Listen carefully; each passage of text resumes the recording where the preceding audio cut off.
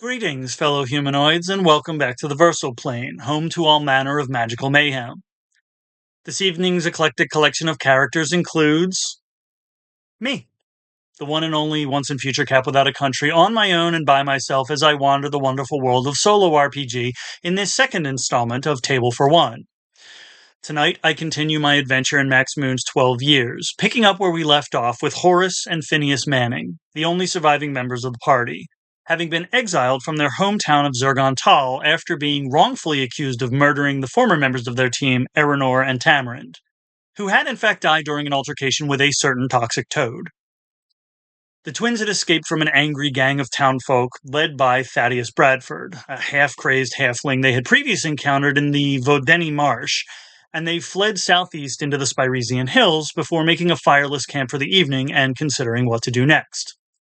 Night passes, and Horace sleeps uneasily without any heat to keep out the chill of the dark hours, and he dreams of a sprawling swamp dotted with river birches and red maples stretching out beyond the southern horizon, where a sunken castle supposedly lurks in the shadows. He glides through a dazzling silver sky, flapping his powerful wings to stay airborne, and that doesn't feel as strange as he expects it to because he remembers that he's always been a massive ferruginous hawk that sometimes dreams of being a human. He banks to the east, cruising over the low-lying wetlands as he approaches a field of tall switchgrass, and he quickly spots a shirtless figure with an elegant pair of spiraling horns emerging from his forehead and the fur-covered legs and cloven hooves of a goat. The figure glances up at him as he circles, then goes back to collecting the glowing magenta fruits from a grove of enderberry bushes. And then he's struck by a scorching psychic wind that knocks him out of the sky, and as he tumbles to the ground, where he jolts awake inside his human body once again on the morning of the 16th day, a moment of disappointment washes through him as he remembers that he's never been a hawk. And then the sensation passes, and the twins set out southeastward, ascending back into the heights of the Spiresian Hills. And because they already visited this area 9 days ago, I get to roll a d6 instead of a d12 to determine what they encounter here this time. And that's a 4, so I get to roll a d12 on the creature table again, which is an 11, which means that I have to roll twice on the creature table for this encounter. So that is a 7 and a 6. Now, the 7 is a pack of wolves, so I have to roll a d6 to discover how many of them there are. And that's a 1. So this is less of a pack than a wolf. But this is really interesting because the 6 is a hill giant, and the area that the twins are currently in is adjacent to the area where they avoided an encounter with a hill giant 2 days ago. So what happens here is that by early afternoon, they find the wide stream rolling down out of the hills, and they follow the riverbank upstream for a few hours, figuring that they can set up camp near the ferry circle to rest before heading further south. As dusk begins to settle, they reach the base of the 30-foot cliff where the stream is fed by the waterfall, and as they approach, they hear a voice out amongst the trees speaking a language they don't understand. When they cautiously investigate, they find the 9-foot-tall colossus of a woman with platinum hair sitting next to a small campfire not far from the ring of bristlethorn bushes, with a timber wolf cub lying on the ground next to her, both of them looking battered and bruised. As the woman speaks to the wounded animal in a language they don't understand, the twins are going to attempt another evasion roll. And that's a 3. So they successfully manage to make their way back to the waterfall without attracting the attention of the woman or the wolf. They continue on for another hour in that direction, heading higher into the hills before finding a location to make their own camp. Night passes, and the twins sleep surprisingly soundly given their circumstances, and they wake on the morning of the 17th day, feeling more refreshed than they have in almost a week, and they set out southeastward, retracing part of their path through the region of the hills that a certain half-crazed halfling had once told them was safe as far as he was aware. Because they already visited this area 7 days ago, I get to roll a d6 instead of a d12 to determine what they encounter here this time, and that is a 6. So as they make their way across the rolling summits of the Spiresian Hills, another faint voice reaches out to them from beyond the firs and pines and evergreens, speaking a language they do understand. Following the sound and announcing their own presence, they find a Kythrael woman talking cheerfully to a towering silver spruce. She thanks the tree and introduces herself as Melody Best, explaining that she had traveled from the city of Ulthar, where no man may kill a cat, in order to visit a cabin she had seen in a dream. She claims that the woman who lives there told her to find the Pitchstone Gateway, which will send her where she needs to go. She admits that she doesn't know where she needs to go, but if the Pitchstone Gateway will send her there, then she wants to find it. And on. I dropped another one. That's the first one for this episode. On a 9, she offers to trade a stone ring with a symbol that looks like a primitive image of a key if the twins agree to accompany her. Given that they're carrying a total of 33 gold, they are unable to afford any level advancement, but they do agree to escort Melody as she searches for this alleged Pitchstone Gateway that will send her wherever it is she needs to go. She says goodbye to the silver spruce, telling Phineas that the tree's name is Bruce. And the three of them continue across the rolling summits of the Spiresian Hill until darkness descends and they make camp for the evening. Horris reveals that he was given his shield by a retired rogue named Roger Stevenson, who used to serve as the captain of the town guard in Zurgaan Tal. Phineas reveals that he acquired his mysterious armor from the undercroft of the abandoned manor house of Lord Norman Thorne, who had been deposed 74 years ago. And Melody reveals that she discovered the stone ring while exploring a night gaunt nest in the caverns beneath Mount Nagranic on the island of Oriab in the southern sea with a party of archaeologists about a year and a half ago. Night passes, and Melody sleeps more soundly than she has in several weeks now that she has traveling companions again, although she snores so loudly that Horris and Phineas both struggle to get a decent night of rest. The group wakes on the morning of the 18th day, and they set out southwestward under heavy clouds that obscure the skies entirely. Melody tells the twins about her travels across the western continent, including her interactions with the Zug villages of the Enchanted Woods, where the trees grow so tall and their canopies so dense that they obscure the skies entirely as well. She tells them about the cloudy day that her party of archaeologists discovered a mighty stone slab resting on the forest floor with an iron ring 3 feet wide on it, and they opened it to find the circular stone staircase in the hellish Tower of Koth. She explains that they descended toward the world beneath the world, but then she laughs before admitting that she doesn't remember what happened when they reached the bottom. As the group enters a new hex around midday, I dropped it again! That's 2! They find themselves in another low-lying wetland, and because this is their first time entering this area, I'm going to roll another d12 to determine what they encounter here. And on an 8, they're going to find something very interesting.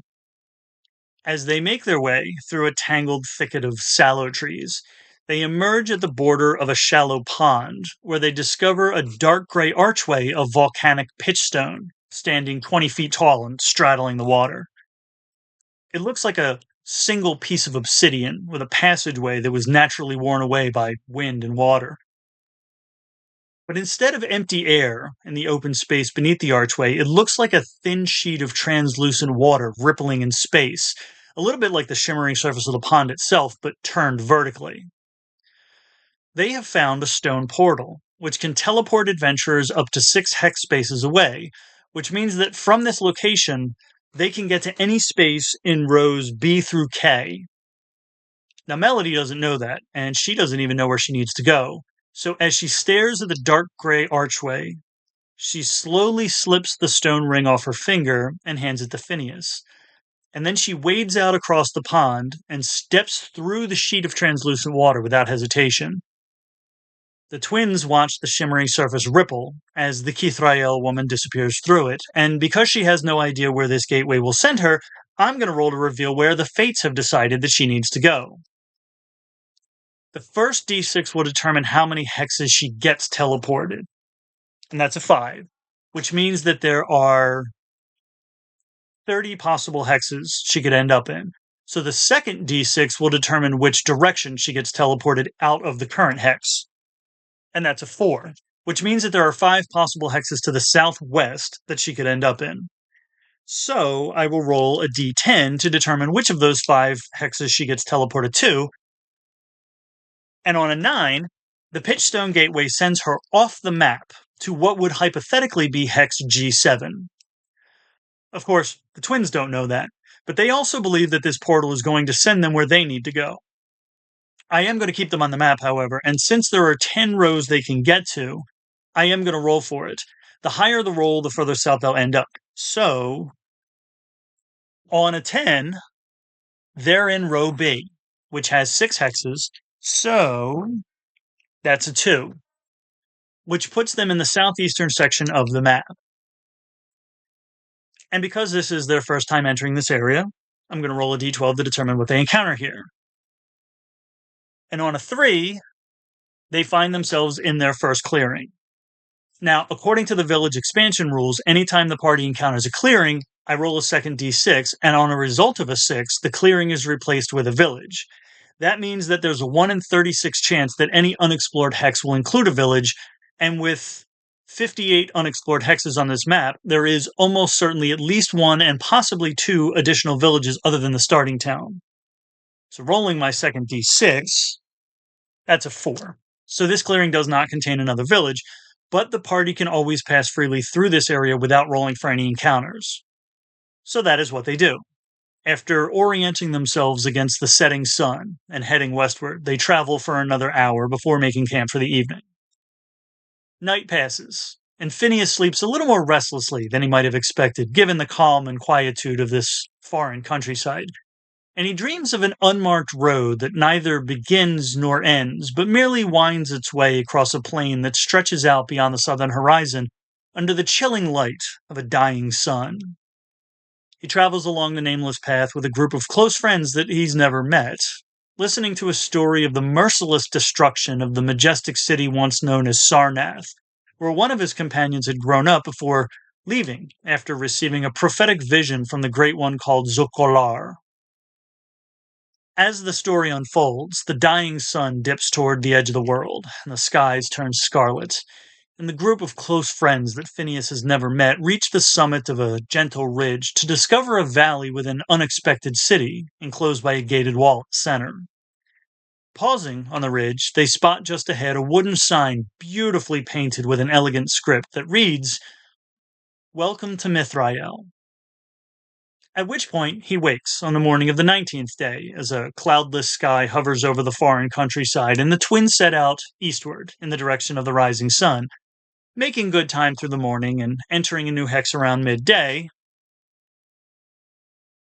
when they reach the birches and beeches marking the edge of the Quamud forest. Because this is their first time entering this area, I'm going to roll the d12 to determine what they encounter here. And on a 1, oh no. Well, on a 1, Horris smells the sweet scent of tanglewood smoke as the twins find themselves engulfed by an iridescent veil of mist that they don't remember wandering into. And as they call out to each other, their voices sound miles apart, even though they're only 15 feet from one another. They have entered a thick of mist, and because they no longer have any Fey folk in their party, they have no one to guide them safely through this uncanny region, and will therefore, unbeknownst to them, become lost in the Fey for 1d4 years.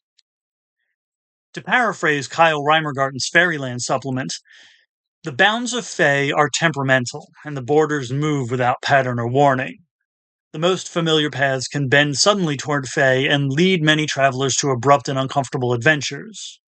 Fey is a restless and elastic place, and returning guests should not ever expect to find things as they were. It is a place that resists survey and legend, although that does not prevent its inhabitants from keeping kaleidoscopic records of things that were certainly true a moment ago. To dwell in Fey is to dwell in contradiction, to welcome bafflement and mystery, to see the world in a grain of sand. Goblin, elf, pixie, imp, fairies collect many names and change forms to suit their moods. Fiercely proud, many fairies place great importance on good manners and hospitality, while others have little use for kindness or compassion and rejoice in cruel tricks. So that's going to be Oof. That's a 4. So, as the twins struggle to make their way through the dense haze without completely losing track of each other, space and sense and sound seem to fold in around them. Horris sees his brother moving cautiously through the fog 200 paces ahead of him, and then he hears Phineas call out from somewhere far behind him, and he turns to find himself at the edge of a cliff that wasn't there, from which, for a brief moment, he can see the entire expanse of the Dakshanatha Peninsula below him. And then Phineas is beside him again, looking out over the precipice and giggling uncontrollably. They both hear a shriek from somewhere behind them and turn to find themselves just behind the tree line of a small grove where a dozen creatures gather around a stone altar, wailing and howling into the misty skies in anguish, each of them with the head of a jackal and the wings of a jackdaw and the hind legs of a jackrabbit. The twins watch this crowd, Phineas giggling uncontrollably, until they see the figure laid out on the altar, dressed in moonlight and stardust, that they recognize as Tamarin Birch. They both turn and run toward the edge of the cliff that isn't there, darting between the birches and beeches as Horris follows the ricocheting of his brother's uncontrollable giggling. And after what feels like a few minutes of sprinting, they both emerge from the iridescent veil of mist side by side at the bank of a river, both staggering into the water up to their knees, panting in the autumn air and the light of sunset. They both catch their breath, both feeling the exhaustion setting in, and they trudge across the river to the far bank, where they just manage to get a fire started before passing out under the stars. Night passes, and the twins sleep so deeply that neither of them dreams, and unbeknownst to either of them, they wake on the morning of the 1491st day, having been misplaced in Fae for 4 years. Mildly exhausted from their time in what Tamarin had called the Mists of Elfine, they set out northwestward at a significantly slower pace, just to put some distance between themselves and the dense haze on the chance, however unlikely, that it may be drifting or expanding. They enter a new hex around midday, continuing further through the Quamud forest, which is saturated by a sense of stillness and serenity, allowing them an uneventful day of travel, as they encounter no allies or adversaries or ancient archways. They find another quiet glade as darkness descends, and they set up camp for the evening, and Phineas describes the unexpected city along the nameless path, admitting that he believes the Pitchstone Gateway sent them here to find it. Horris jokes that his brother has become suspiciously superstitious since breathing in a burst of bright fuchsia dust expelled by a certain toxic toad, and he expresses his skepticism that there would be any other towns this far south, but he confesses that he's intrigued by the possibility of finding a previously unknown settlement, and agrees that it's worth investigating. He also suggests that, if all else fails, they can always just make their way back north toward Kolbasun. Night passes, and Horris listens to the sound of a few wolves calling out to each other in the distance as he falls asleep, and he dreams of the field of pampas grass, stretching out beyond the northern border of the town that he can no longer return to. He watches the feathery plumes of the bronze grass shifting and swaying in the bracing breeze for what might be months or might be minutes, and then he hears heavy footsteps and panting approaching quickly from behind him, and before he can turn to see what might be about to kill him, an enormous timber wolf rushes past him and charges ahead through the tall grass. He chases after it, stumbling along in its wake, and after what feels like a few minutes of sprinting, they spill out into a wide clearing. Horris skids to a stop as he spots a pair of figures. One, a 9-foot-tall colossus of a woman with platinum hair, and the other standing to her elbow with the hood of a familiar weathered cloak pulled up over her head. The wolf sits at the taller woman's side as the comparatively shorter woman draws back the string of a longbow and releases an arrow across the clearing. Then she turns to look at Horris and pulls back the hood of her cloak, and though she looks quite a bit older than he remembers, he recognizes from the tilt of her head and the arch of her eyebrow and the quirk at the corner of her mouth that this is his younger sister Damaris, and she tells him, "I will bring you home." And then he wakes on the morning of the 1492nd day, and the twins set out westward under a chromium sky, entering a new hex around midday, and leaving the birches and beeches behind as they venture out of the Quamud forest into another low-lying wetland. Because this is their first time entering this area, I get to roll the d12 to determine what they encounter here, and that's a 3. And on a 3, that sense of stillness and serenity seems to saturate this strangely peaceful swamp as well. A light breeze brushes across the marshland as a few crows cry out sharply from somewhere among the sedges and the spikerush, and the twins travel without incident for a full 8 hours, encountering no additional companions or combatants or complications before finding a dry area to make camp for the evening.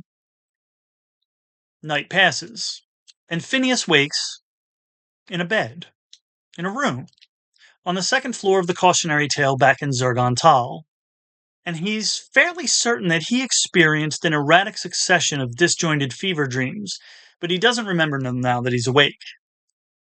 He gets up, and he gets dressed, and he navigates the labyrinth of hallways until he finds the staircase, and he descends those 70 steps to a sprawling tavern that's empty and abandoned, as if no one's been here in years. He wanders between the toppled tables and scattered chairs and calls out to the filial bartender, who doesn't respond, and the server that he's never admitted he's been pining after, though everyone already knows it, who doesn't respond. He makes his way to the front door and looks out into the street where a cataclysmic rainstorm rages against the dying of the light, and as a streak of electricity etches itself silently across the chromium sky, he turns back inside to find 3 figures sitting at a table they hadn't been sitting at a moment ago. They laugh amongst themselves and pay him no attention as he crosses the room slowly, and as he nears the table, he's less surprised than he should be to recognize Aranor and Tamarind on one side of the table. The healer and the Fey fellow finally acknowledge him with a nod, at which point the third man turns in his seat, and Horris smiles a little sadly up at his brother as he tells him, "We saved you a seat." Phineas sits in a chair that hadn't been there a moment ago, noticing as he does a curious symbol carved into the surface of the table, what looks like the primitive image of a key with the wings of a hawk. Horris drinks from his mug as his brother reaches out toward the scarred wood, and as Phineas's fingertips skim over the esoteric cryptogram, he wakes on the morning of the 1493rd day to an eruption of thunder far to the north. The twins set out northwestward, entering a new hex around midday, and returning to the birches and beeches of the Quamud forest, where it seems that sense of stillness and serenity has settled over most of the southeastern section of the peninsula, and they once again managed to travel without incident for a full 8 hours, encountering no accomplices or antagonists or arcane artifacts. Night passes, and Horris sleeps fitfully as he dreams of a silent stone staircase that feels like a memory from someone else's future.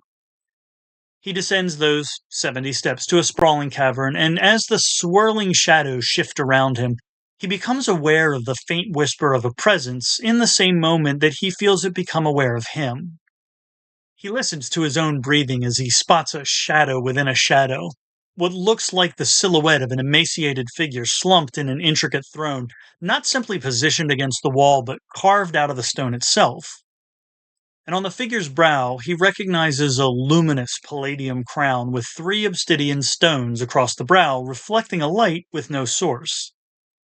He feels himself unable to move as the figure seems to look into him with a pair of tiger-eye gems that swirl with a faint, horrifically familiar mist, and a rumbling laugh rolls through the deepening darkness. At which point he wakes on the morning of the 1494th day, and the twins set out northeastward, entering a new hex around midday, and on a 1, they find themselves reaching the sandy shoreline of their very first large lake, which is kind of astonishing given that this is the 14th hex they've visited, and there's mathematically about a 17% chance that any unexplored hex will contain a large lake. Now, these hexes are about 374 square miles in size, so this body of water is at least the size of Rainy Lake on the border of Minnesota and Ontario, but it could actually turn out to be a lot larger than that if any of the other 5 hexes adjacent to it turn out to be lakes as well, and any of the unexplored hexes adjacent to them, and so on. According to the book, this hex cannot be entered permanently, so the twins must return to the last area they passed through, which means that they're heading back into the Quamud forest. And because this is their second time visiting this hex, I'm going to roll to determine what they encounter here this time through. And that's a 12, which means that they're finally going to discover their very first dungeon as well, and an unguarded one at that.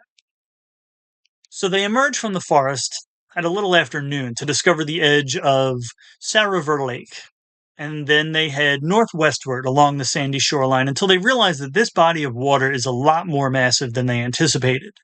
So, after making their way about 5 miles up the coast, they abandon the edge of the lake and make their way southwestward again back into the forest. As the afternoon gives way to early evening, they start looking for a relatively safe place to make camp for the evening, and I get to roll a d6 to determine what sort of dungeon entrance they discover. That is a 6. So they find a ridge of exposed rock, and they follow it until they come to an alcove, and they discover a boarded over cave that appears long ignored with a barrier that's easily removed due to rot. So they tear away these decomposing boards that at this point are just barely hanging in place anyway, and they make their way cautiously into the gathering darkness inside, where I now get to make my very first delving rolls. This is going to be a d4 for room size, a d4 for room type, a d6 for doorways, and a d12 for encounters. So that is a 4, a 1, a 1, and another 1, which means that this is a large cavern that has no doors because it's a dead end, and it contains a trap. Because of course it is. They literally just found a big cave. So, because I didn't roll any specific loot for this area, the cave will contain some generic valuables, because by the book, the party always finds at least 10 gold worth of treasure in each room of a dungeon, even if that dungeon is just a big cave. So the twins move slowly into the darkness, and Phineas lights a torch, and the firelight flicks off a gem embedded into the wall of the cavern. Now, the twins are both rogues, and the talent of the rogue is the ability to automatically disable any traps that the party encounters. So, as they examine this gem and realize that it's a tiger eye, they both spot a circular seam around the jewel.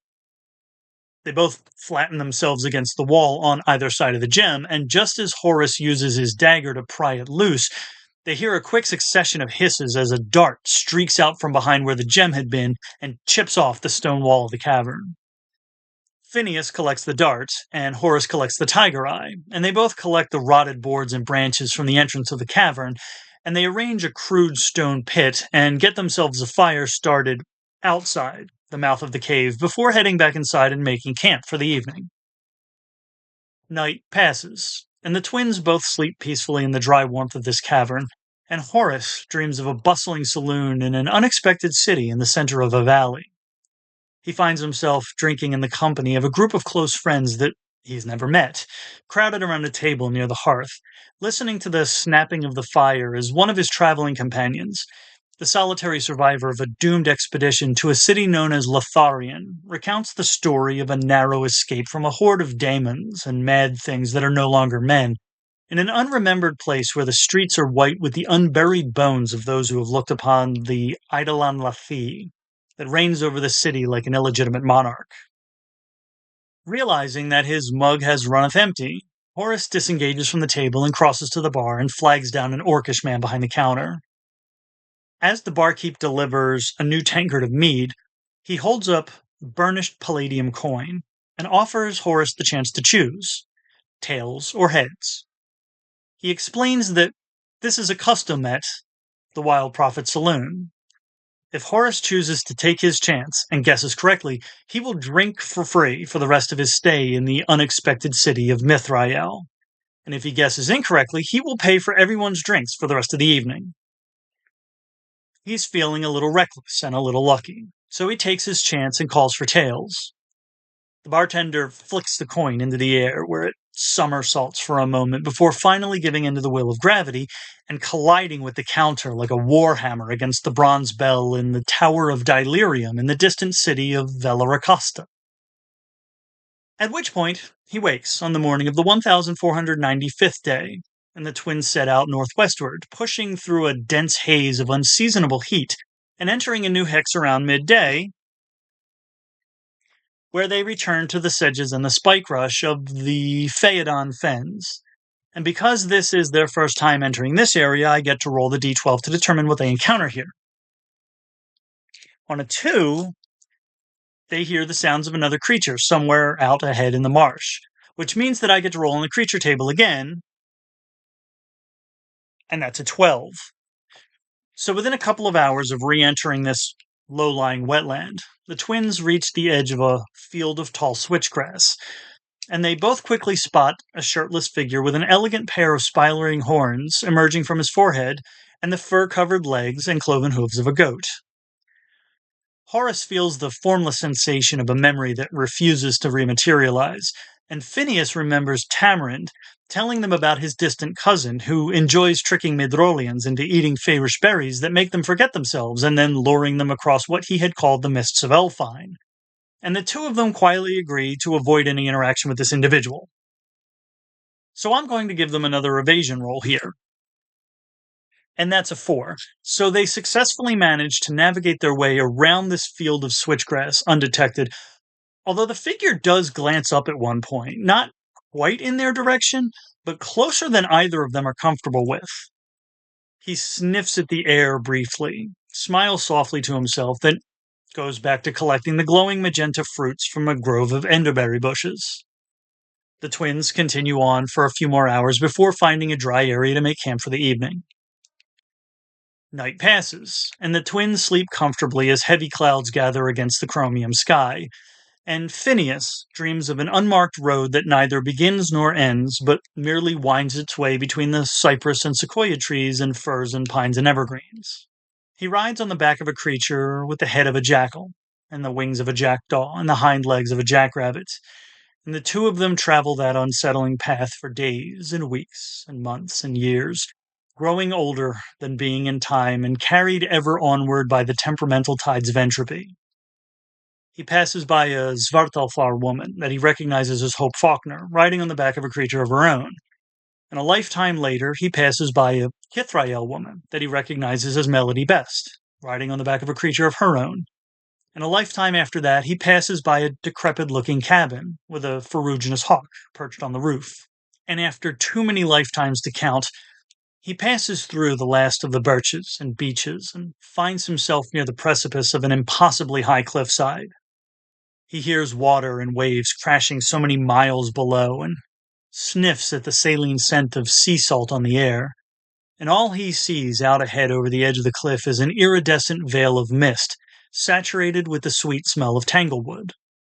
He watches that haze swirl and shift just out of reach, and the resounding voice of the creature on whose back he sits resonates along the cliffside as it tells him, "I can carry you through to the other side, if you trust me." Phineas doesn't even have to bother thinking before he nods his head and pats the creature's neck, and the stallion backs up to the tree line before rearing up and charging toward the precipice, hurtling them both over the bluff before extending its wings, catching an updraft and taking flight, soaring through the iridescent veil of mist beyond the end of the world and out over the open and eternal oceans. At which point he wakes on the morning of the 1496th day to an eruption of thunder overhead and the first impacts of heavy raindrops against his face. The twins set out southwestward, entering a new hex around midday, and ascending sharply into the jagged ridges of the Diamoni Hills, finding a measure of shelter from the storm under the wide canopies of the hawthorns and hornbeams. Because this is their first time entering this hex, I get to roll the d12 to determine what they encounter here. And on an 11, which is the same result as a 10, they discover their second dungeon in 3 days, but its entrance is guarded and inaccessible unless the creature is killed or evaded. So I have to roll on the creature table again to find out what sort of monster is guarding this dungeon. On the d6, that's another 6. So this is another boarded up cave. And on the d12, rolling, that's a 2, which is sentient vines, which cannot be evaded. So, as the rain picks up and the inclines of the hills are becoming more slick and treacherous, the twins start looking for some more durable cover, and they eventually find a bit of an alcove beneath a rocky overhang. And in the back wall of the hollow, they discover a narrow fissure in the stone that looks wide enough to pass through, but it's overgrown with a dense tangle of vines. So they start tearing their way through the plant growth, and on a 2, the enemy deals normal damage to the party. They're startled as the vines retaliate by entangling their arms, dealing 2 points of damage to Horris. And I'm not going to re-roll the attacks here because Horris and Phineas are both rogues. As the plants constrict around them, on a 4, they manage to deal weak damage back as they struggle to break free, inflicting 2 plus 6 plus 1 for Phineas's thorning armor for a total of 9 points, halved to 4. They can't try to evade, so they have to fight back.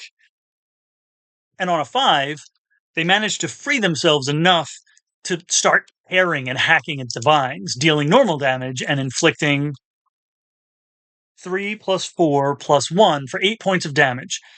At which point, I drop my die. On a 3, the plants weakly lash out at the twins, inflicting 2 points, halved to a grand total of 1 point of damage to Horris again.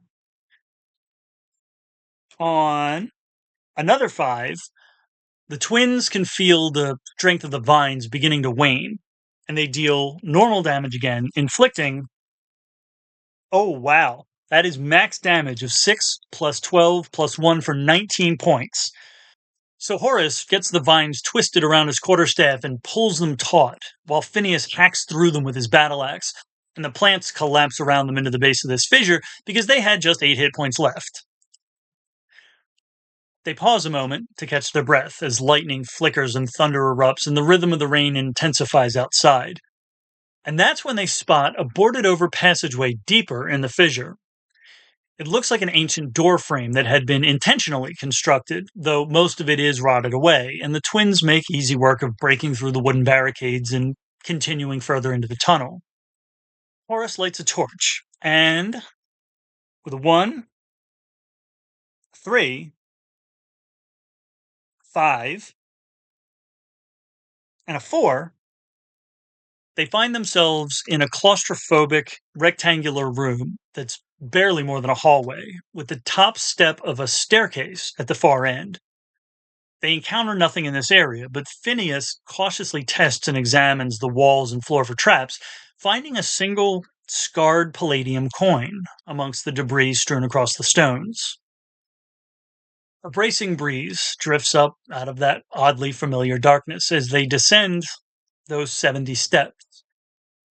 And on a 4, 1, 5, and a 2, they reach the bottom to discover a sprawling cavern. They encounter no creatures in this area either, spotting only a stone pedestal in the center of the space with a tiger eye gem resting unassumingly on the top. And as they examine it, they both quickly realize that the jewel sits on a small pressure plate. Phineas locates a loose rock of comparable size and manages to successfully swap it onto the top of the pedestal without triggering the trap, replacing and retrieving the gem. The twins cross the cavern to another staircase and continue downward, and Horris counts out another 70 steps before,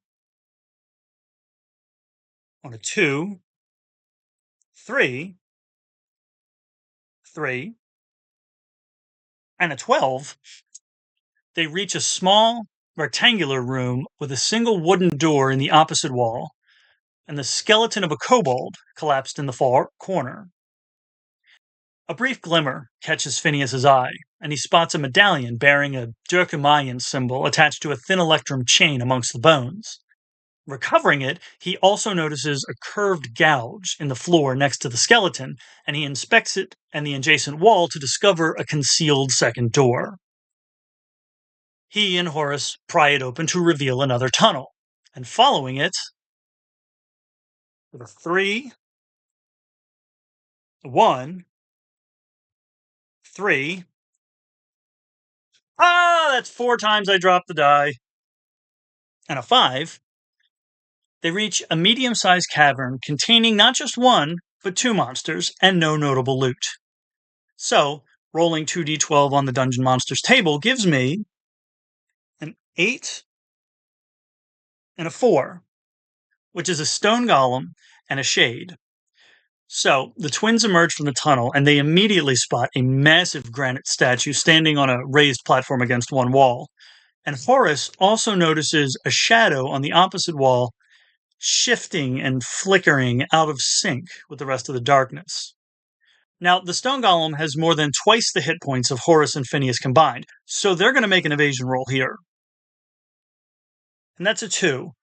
But luck seems to be on their side for the moment because the golem can be evaded on any roll above a 1.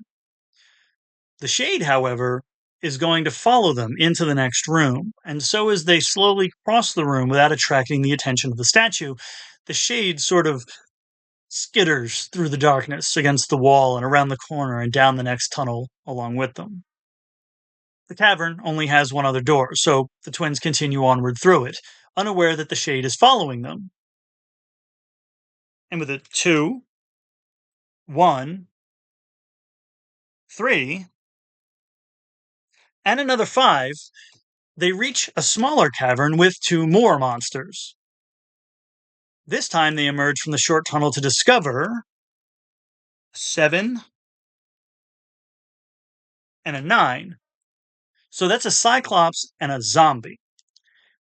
In a space this small, the only way that the Cyclops wouldn't immediately notice them is if it's sleeping off to one side, and the zombie is just sort of hibernating. But Horris and Phineas both remember Aranor telling them the story of how his father had died a year after killing a one-eyed behemoth like this because of the creature's cycloptical curse. They also know that if they get hit by the zombie, it will infect them, and they will be quickly reduced to zombies themselves. So they are going to push their luck here and make another evasion roll.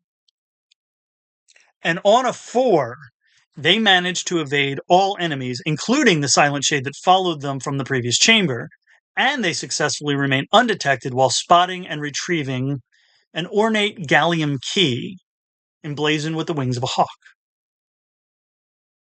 This cavern also has only one other door, so they once again continue onward through it, and with a 3, 3, 4, and yet another 5. They reach a medium-sized rectangular chamber with 2 other doors and yet another pair of monsters. This time they emerge from the narrow corridor to find themselves in what looks like it might have once been a dining hall that has long since been cleared of any furniture other than a single desiccated chair set between 2 doors against the far wall. And here they encounter, on a 3 and a 12, a living slime. Oh, fantastic. Okay. So as they pass through the doorframe into this room, Phineas notices an arrangement of intricate and indecipherable runes etched into the stones of the archway. And as they cross through the threshold, the darkness within the room peels itself away from the walls and the floor and the ceilings as it pulses and pools and piles on top of itself. And within that darkness, Phineas sees a fiendish, disfigured face with a pair of serrated horns curving up and back from its forehead, grinning out of the swirling shadows. This would be an ideal time for them to try to run, but it turns out that the living slime also cannot be evaded. So, as the twins enter this room that looks like it might have once been a dining hall, a sickly sludge seeps across the stones inside the entry, preventing them from retreating and forcing them to stand and fight. Phineas brandishes his battle axe, and Horris raises his quarterstaff, and the grin widens as they hear a rumbling laugh roll through the deepening darkness as it tells them, 4 long years I've waited for you. Will you be worth the wait? The twins are confused by that, and the figure senses it. You don't know, do you? About all the time you lost along the way. You fled your home 50 full moons ago. And then it laughs. Of course, you had a bit of help hastening your departure, didn't you? What did you think of my simulacrum? Thaddeus Bradford. To tell you the truth, I find him a bit unpredictable, but he served his purpose then, and he continues to serve his purpose now. The shadows shift toward Phineas, its voice constricting around his mind as it tells him, "But you, I find particularly interesting. Your consciousness has expanded." Phineas remembers breathing in a burst of bright fuchsia dust expelled by a certain toxic toad nearly 2.5 weeks ago. And in that moment, he feels Horris move beside him, striking at the figure with his quarterstaff. And on a 4, the party, or in this case the twins, deal weak damage to the enemy, inflicting 4 plus 1 plus 1 for a total of 6 points, halved to 3. As Horris connects with his staff, and Phineas just managed to get his battle axe around to barely graze the shadows. At which point, on a 2, the enemy deals normal damage, which in the case of a demon is 3d6. So the figure lashes out at Horris, and with a 6, a 1, and a 5, deals 12 points of... The darkness curls around him almost delicately at first, and then it tightens around his throat until he starts to scream, and as he does, a surge of smoke and ash rushes into his mouth. He immediately goes silent and seizes up, shuddering as he rises up off the floor for a moment, and then he collapses to the stones as the shadows retreat from him, dragging with them a faint, horrifically familiar mist that twists and twitches before snapping free from his throat. His skin looks like dried paper and his eyes have gone entirely black because, having just 10 hit points remaining, Horris is killed in a single attack as his soul is torn from his body. Phineas takes the last 2 points of damage as he forces his way through the figure's dark aura to get to his brother, spotting a tiger-eye gem glittering on the floor beside him as he does. An inferno of rage erupts inside his chest, and he stands to face the demon, his battle axe raised, and the grin on that fiendish, disfigured face just widens again as it says, "Staying to die by your brother's side? How pathetically noble." Phineas spots a graying trace of twitching mist within the shadows and tells the demon, "Give that back." And a rumbling laugh rolls through the deepening darkness as it answers, "Take it from me." So, on a 5, Phineas deals normal damage, slashing through the smoke and ash of the figure to inflict 1 plus 1 for a grand total of 2 points of damage as the darkness separates from itself briefly to avoid most of the attack. But he stands his ground as, on a 2, the enemy deals normal damage back to him. So after splitting itself, the shadows wrap themselves around the battle axe and slither around Phineas's arms and shoulders and neck, inflicting, that's triple 4s for 12 points of damage, reducing him to just 2 hit points. So unless a half a pantheon's worth of deities are about to intervene on his behalf, this is almost certainly about to be the end of the line for Phineas Manning. The darkness starts tightening around his throat just as it did to his brother, and on a 4, Phineas manages to deal weak damage back to it. He feels it constrict around him, and he wrenches his battle axe out of its grip, tearing through the shadows and inflicting 6 plus 1 for 7, half to 3 points of damage.